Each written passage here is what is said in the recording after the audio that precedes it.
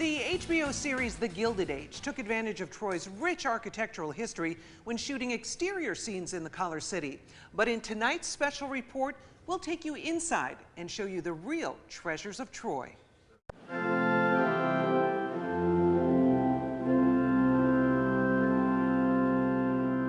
Stained glass windows have beautified houses of worship for centuries. But towards the end of the 19th century, Louis Comfort Tiffany led a reformation in craftsmanship and design. There's a very bright line pre-Tiffany and post-Tiffany, and it's because of his techniques. Troy is said to have more Tiffany glass per square mile than any other city in the world. The one that is perhaps most magnificent is St. John's Vision of the Holy City in St. John's Episcopal Church. There's hardly a day that goes by that I don't come in here just to gaze at that window. It just feeds my soul. He pulled out every trick in the book to make sure that this was magnificent.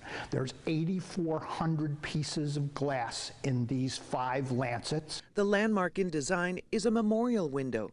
A family's grief over their lost son still shining many rainbows worth of color more than a century later. This window in particular gives me a vision of where we're going. It's a vision of where we are going as a people and as a church. Most of the Tiffany windows in Troy are memorials, but not all are from wealthy families. St. Joseph's Roman Catholic Church in South Troy, known as the Ironworkers Church, is home to the second largest collection of Tiffany windows in the U.S. These were the workers, second and third generation immigrants, but they're still memorializing the people who came before them.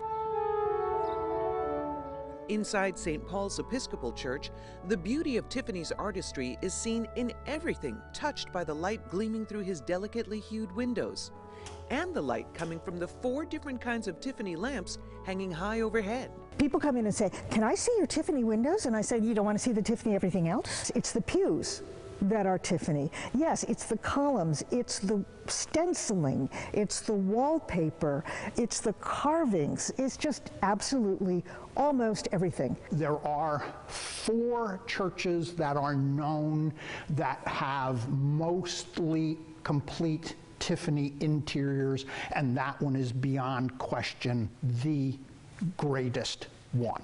And it's right here in downtown Troy. 2 other buildings in downtown Troy house much smaller Tiffany collections, but still breathtaking in their beauty and the depth of work. The glow from a lantern inside Sage College's Bush Auditorium is apparent even when there's no sunlight.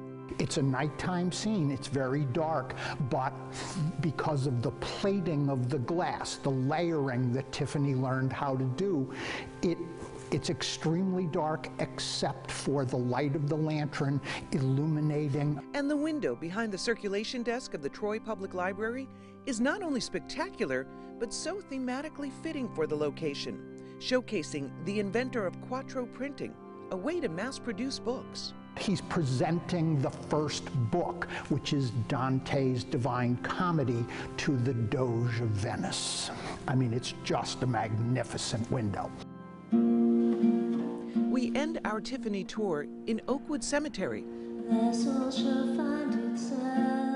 where we met harpist Thistle, playing her original compositions surrounded by Tiffany's 4-season windows inside the Gardner Earl Chapel, another family's memorial to their son who died young. If grief is said to be the price we pay for love, the beauty that came from their grief and so many other lost loved ones shines in these thousands of pieces of glass to this day.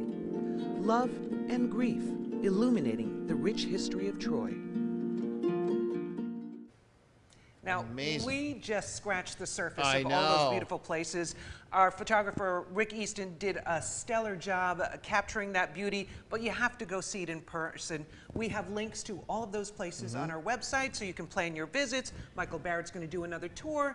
But as Mother Judith said, they're open every Sunday, most of those churches. I believe they are, yes. And you're welcome. What a great story. Thank you,